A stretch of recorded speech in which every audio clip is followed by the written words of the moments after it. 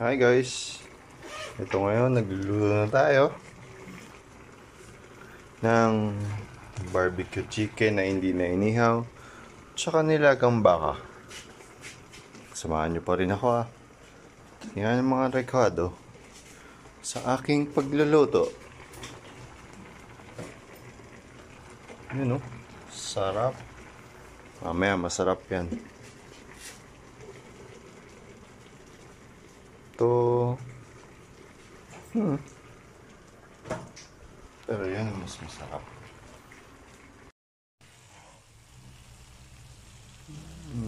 Yummy.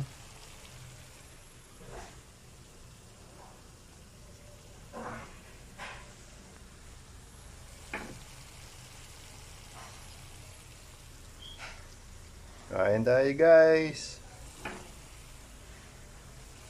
Barbecue, nilaga.